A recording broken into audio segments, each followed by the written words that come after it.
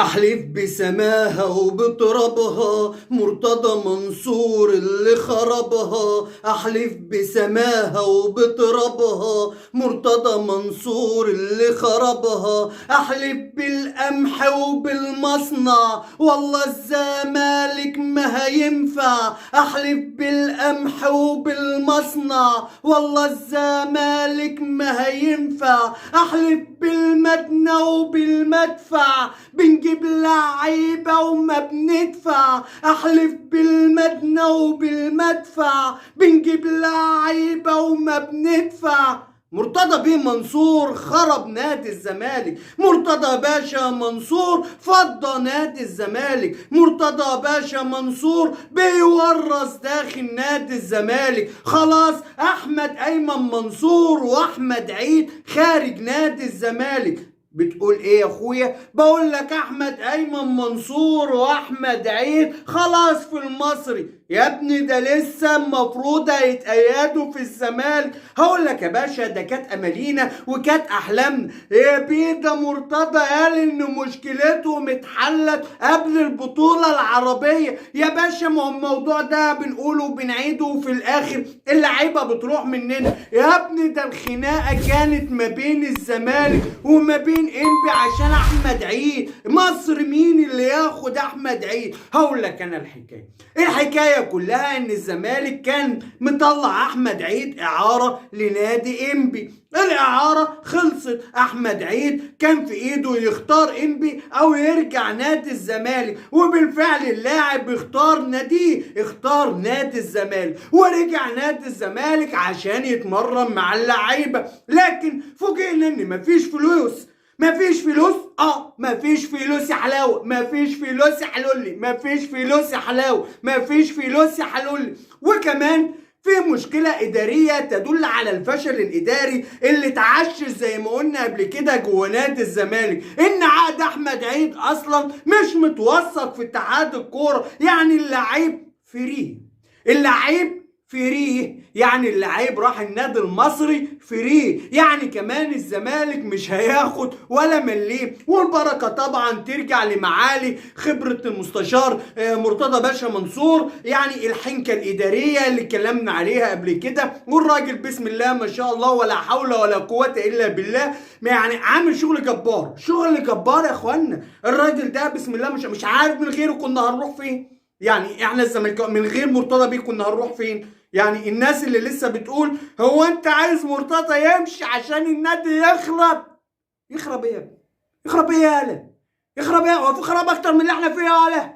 يا فوق يا هلا، يا فوق يا هلا بقى. عيب يا هلا ما تبقاش مطبلات وماسك السجات يا هلا.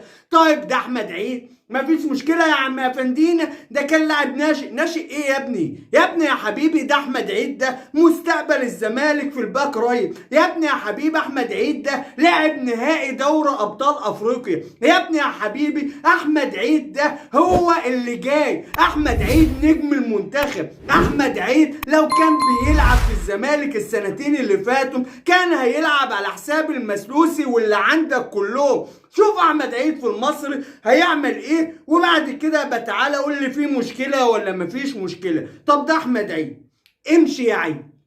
تعالى يا منصور ابن السوبر احمد ايمن منصور اللي جبناه من بيراميدز السنه اللي فاتت. وبعد كده حصلت مشكله وقالوا انه عليه فتره التجنيد وراح لطلائع الجيش. اللعيب خلص وتمام وزي الفل عشان يرجع نادي الزمالك بقى. لكن طبعا كالعاده احنا ما بنخلصش. احنا اخرنا نتكلم، اخرنا نطلع نهبط ونقول احنا هنعمل واحنا هنحارب واحنا هنسوي الهوايل، وفي الاخر احمد ايمن منصور في المصري. طيب ايه المشكله يا عم افندينا في اللي انت بتقوله؟ اللعيبه اختارت انها تمشي والزمالك ما بيقفش على لعيب. معاك الزمالك ما بيقفش على لعيب، لكن لما تلاقي اللي خرجوا من نادي الزمالك السنه دي هتلاقي امام عاشور زملكاوي وعاشق لنادي الزمالك ومحب النادي الزمالك. ده مش كلامي ولا كلامك ولا حتى كلام امام عاشور، ده افعال امام عاشور اللي كانت بتدل على ده حتى قبل ما يرتدي تيشيرت نادي الزمالك. هتلاقي يوسف اسامه نبيه الزملكاوي اللي متربي في بيت زملكاوي، اللي ابوه أسامة نبيه واحد من كباتن نادي الزمالك. هتلاقي يوسف فاروق جعفر الزملكاوي اللي نشأ وتربى جوه نادي الزمالك، اللي ابوه كابتن فاروق جعفر، يعني البيت كله زملكاوي. احمد عيد اللي ابوه كان لاعب في نادي الزمالك وتربى هو الاخر جوه نادي الزمالك ومن ناشئين نادي الزمالك. احمد ايمن منصور اللي ابوه الكابتن ايمن منصور السوبر. مين ما يعرفش الكابتن ايمن منصور وتاريخه مع نادي الزمالك؟ يبقى كل اللي خرجوا من نادي الزمالك ولاد نادي الزمالك. وهنا الكارثه، هنا المصيبه الحقيقيه، لما يبقى ولادك هم اللي بيسيبوك اعرف ان البيت ده نار، البيت ده خراب، والبيت ده دمار. واذا كان ولادك بيسيبوك، طب اللي انت اصلا شاريهم من بره هيعملوا فيك ايه؟ اذا كان ولادك اللي من صلبك اتخلوا عنك، طب مالك بقى ومال اللعيبه اللي اصلا جايه عشان خاطر الفلوس؟ اظن رسالتي كده وضحت هو ليه بيحصل فينا كده، والسبب معروف، وانا وانت وحضراتكم جميعا عارفين ان السبب معالي المستشار مرتضى منصور. هو السبب في الازمه الاداريه الطاحنه اللي موجود فيها نادي الزمالك. ده كان تفريغ نادي الزمالك من نجومه. طب انت بتقول بتحلف بسماها وبترابها، مرتضى منصور اللي خربها. هو خربها على الصعيد اللعيبه والفرق بس؟ هقول لحضرتك لا، التوريث. نادي الزمالك اللي بقى عزبة حقيقية، كان زمان الجمهور بيقول له النادي مش عزبتك يا مرتضى بيه، النادي فعلا عزبة مرتضى منصور وولاده، النادي اللي مرتضى منصور قال انا خارج المشهد وانا وولادي ماشيين، وشوفوا بقى هتعملوا ايه. مرتضى باشا بيورث ابنه رئاسة نادي الزمالك. ها بتقول ايه؟ بقول لك احمد مرتضى منصور قائم باعمال رئيس نادي الزمالك لحين الانتخابات القادمه. احمد مرتضى منصور واحد من اصغر الاعضاء سنا في مجلس نادي الزمالك. احمد مرتضى منصور ايه الهيستوري بتاعه عشان يكون رئيس لنادي الزمالك؟ احمد مرتضى منصور اللي دمر العاب الصالات، ولحد امبارح الساعه 2 بالليل فريق اليد ما كانش قادر يسافر للسعوديه عشان يلعب البطوله العربيه، واللي مسؤول عنهم احمد مرتضى منصور. جمهور الزمالك العظيم المحترم اللي في السعوديه اللي بيلموا من بعض جنيه على ريال عشان يجيبوا اتوبيس للعيبة الزمالك لكرة اليد عشان تنقلهم من المطار، والمسؤول عن الفريق احمد مرتضى منصور. فحبينا ان احنا نكافئ احمد باشا مرتضى منصور بعد لعيبتنا ما هربت مننا، ومنهم اللي راح انضم للنادي الاهلي زي لعيب الباسكت وكتير مش عايزين نعد، وده مش موضوعنا، اللي كان مسؤول عنهم احمد مرتضى منصور. فحبينا ان احنا نكافئه على الفشل الذريع والفشل الاداري والانحطاط اللي وصلت ليه فرق نادي الزمالك، بان نخليه قائم باعمال رئيس نادي الزمالك.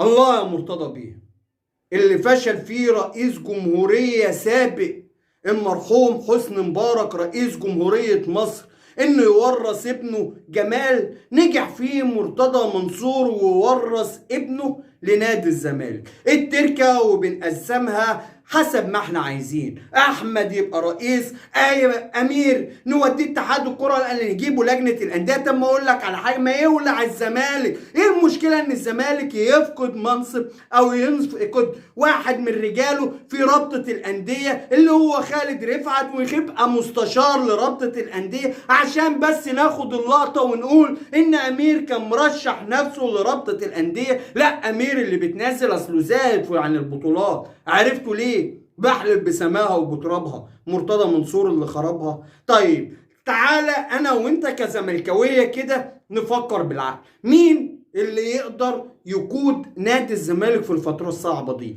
احمد مرتضى منصور ولا النائب سليمان وهدان اللي هو اصلا في مجلس الاداره زيه زي احمد؟ طب مين الاكثر خبره نائب برلمان رجل اعمال، ولا احمد مرتضى منصور اللي هو يعني محامي وكان نائب في البرلمان لكن سنه ما يدلوش الخبرات؟ مين؟ خالد لطيف؟ بقى احمد مرتضى منصور احسن من كل دول؟ ده اذا كان المجلس كله فاشل نجيب احمد يمسك رئاسة نادي الزمالك؟ يا معالي الوزير، جمهور نادي الزمالك جزء من شعب مصر. يا معالي الوزير، تدخل نبوس ايديك، حل مجلس ادارة نادي الزمالك لان الوضع بيسوء كل يوم عن اليوم اللي قبله. يا معالي الوزير، احنا شعب مصر ما قادرين نستحمل اللي بيحصل في نادي الزمالك. يا معالي الوزير، ده الاستاذ الفاضل خالد لطيف اللي قال احنا هنحارب عشان ننقذ نادي الزمالك. الزمالك بيغرق وخالد بيه بيلعب بابجي وبيحارب في بوشينكي. اظن كده الرسالة وصلت والرسالة وضحت للجميع. لحد هنا بتنتهي حلقتنا، ويا رب تكون الحلقة نالت اعجابكم، ويا رب نكون دايما عند حسن ظن سيادتكم. واللي لسه ما دعمش اخوك باللايك فضلا منك وليس امرا، ادعم اخوك باللايك عشان صوتنا يوصل للدنيا كلها. واللي لسه ما اشتركش في القناة فضلا منك وليس امرا، اشترك في القناة وفعل زر الجرس عشان يصلك كل جديد وتكون واحد من افراد اسرة ملعب افندينا.